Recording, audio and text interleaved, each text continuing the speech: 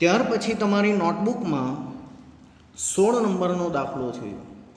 16 નંબરનો આ દાખલો રકમમાં અને વિડીયોમાં ધ્યાન આપો. 40 ગામોની વસ્તી 100માં 00 લખેલા છે અને 100માં વંચાય નીચે પ્રમાણે છે. વસ્તીનું મધ્યક શોધો. 10 થી 19 100માં એટલે કે 1000 થી 1900 એટલી વસ્તીવાળા 6 ગામ છે. 20 થી 29 100માં એટલે કે 2000 થી 2900 વસ્તીવાળા 5 છે. 30 થી 39 એટલે કે 3000 થી 3900 વસ્તી હોય એવા 11 ગામ છે. આ બધું આપેલું છે. આ વખતે જે વર્ગો છે ને એ અનિવારક છે. 10 થી 19 પછી 19ને નિવારવાના નથી, આમાં જ લઈ લેવાના છે. 20 થી 29 પછી 29ને નિવારવાના નથી, આમાં જ લઈ લેવાના છે. આમ અનિવારક પ્રકારના વર્ગો છે. મારો તમને પહેલો પ્રશ્ન, આપેલી માહિતી અવર્ગીકૃત છે કે વર્ગીકૃત? વર્ગીકૃત છે. વર્ગીકૃત અસતત છે કે સતત છે? સતત છે, કારણ કે એક્સ ને એફ નથી, ચલ કિંમત ને એફ નથી, વર્ગો અને એફ છે. સતત માહિતી છે.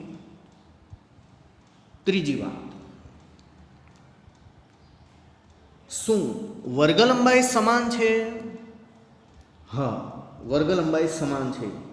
10 થી 19, 20 થી 29, 30 થી 39, 40 થી 49, 50 થી 59, 60 થી 69, 70 થી 79 દરેક વખતે વર્ગ લંબાઈ સમાન છે. અર્થાત સ્થિતિ આમ છે, સતત માહિતી, સમાન વર્ગ લંબાઈ, ટૂંકી રીત. સતત માહિતી, સમાન વર્ગ લંબાઈ, ટૂંકી રીત એટલે ગુણ્યા સી આવશે. આ બધી શરત સાચી પડે તો જ સી આવે, નહીંતર આવતો નથી. ટૂંકી રીત. એક્સ બાર બરાબર એ વત્તા સિગ્મા એફડીના છેદમાં એન ગુણ્યા સી. એ બરાબર સિગ્મા એફડી બરાબર એન બરાબર સિગ્મા એફ બરાબર અને સી બરાબર. અહીંથી 5 લીટીની જગ્યા છોડીને પહેલું ખાનું વસ્તી શૂન્યમાં એટલે કે 100માં. ગામોની સંખ્યા, ગામની સંખ્યાને આપણે આવૃત્તિ એફ કહીએ.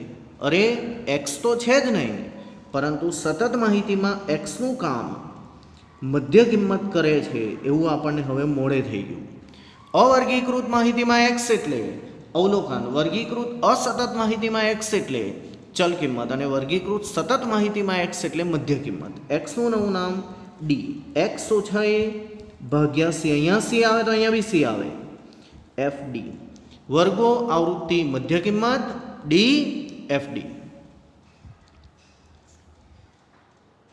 10 થી 19 થી લઈને 70 થી 79, 10 થી 19, 20 થી 29, 30 થી 39, 40 થી 49, 50 થી 59, 60 થી 69 અને 70 થી 79.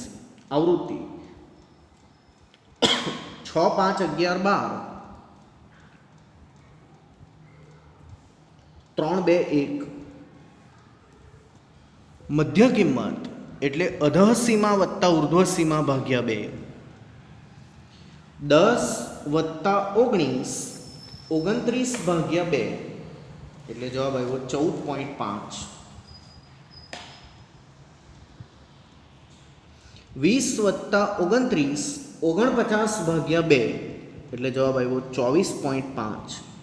30 વત્તા 39, 69 ભાગ્યા 2 એટલે જવાબ આવ્યો 34.5. કેટલા ઉમેરે તો ચાલે?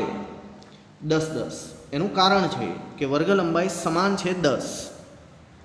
34 ને 10, 44 ને 10, 54 ને 10, 64 ને 10. હવે પ્રત્યેક એક્સમાંથી એ બાદ કરવાનો. એ હંમેશા એક્સ ખાનામાંથી ધારવામાં આવે છે. ધારો કે એ બરાબર 44.5 ઉપર નીચે ધારવામાં આવે કદાચ તો પણ જવાબ આવી જ જાય, એટલે એ કોઈ ચિંતાનું કારણ નથી. તમે પહેલાં ધારો, છેલ્લા ધારો, થોડુંક ઉપર નીચે ધારો તો પણ જવાબ આવી જશે. હવે આ પ્રત્યેક એક્સમાંથી 44.5 બાદ કરવાના અને સમાન વર્ગ લંબાઈ વડે ભાગવાના. વર્ગ લંબાઈ કેટલી છે? તો જોઈને દ્રષ્ટિભ્રમ થાય છે કે વર્ગ લંબાઈ 9 હોવી જોઈએ. વર્ગ લંબાઈ 9 હોવી જોઈએ એવું આપણને લાગે છે, પરંતુ એકચ્યુઅલી 9 નથી, 10 છે. કેવી રીતે 10 છે? દાખલા તરીકે આ વર્ગ માટે ઉર્ધ્વ સીમા 29, ઉર્ધ્વ સીમા બિંદુ 29.5, અધઃ સીમા 20, અધઃ સીમા બિંદુ 19.5.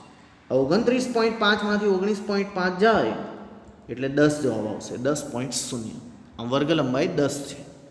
તો પ્રત્યેકમાંથી 44.5 બાદ કરી 10 વડે ભાગતા 14.5 ઓછા 44.5 ઓછા 30 ભાગ્યા 10 એટલે ઓછા 3. 24.5 ઓછા 44.5 ઓછા 20 ભાગ્યા 10 ઓછા 2 ઓછા 1 0 1 2 3. હવે એફ અને ડીનો ગુણાકાર કરતા 6 3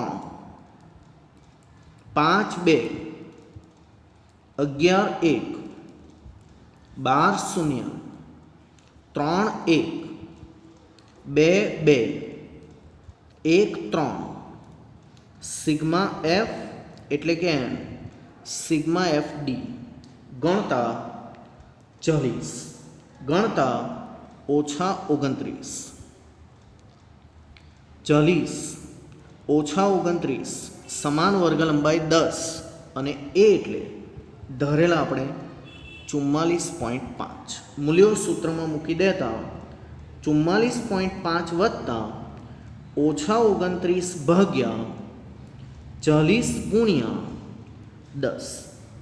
44.5 ઓછા ભાગાકાર કરી ગુણાકાર કરતા જવાબ આવ્યો 7.25 બરાબર 37.25 માં. માટે વસ્તીનો મધ્યક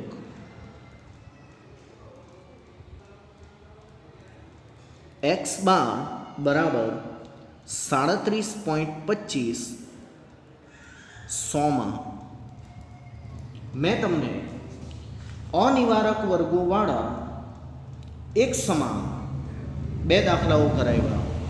વળી અહીંયા સુધીના જેટલા પણ દાખલા છે ને એ મેં તમને સતત માહિતી, સમાન વર્ગ લંબાઈ, ટૂંકી રીત સી આવે તેવા કરાવ્યા. સતત માહિતી, સમાન વર્ગ લંબાઈ અને ટૂંકી રીત સી આવે તેવા કરાવ્યા.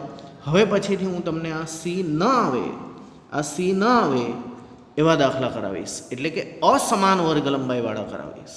અસમાન વર્ગ લંબાઈવાળા પણ એ બધી ચર્ચા આવતા વિડીયોમાં કરીશું.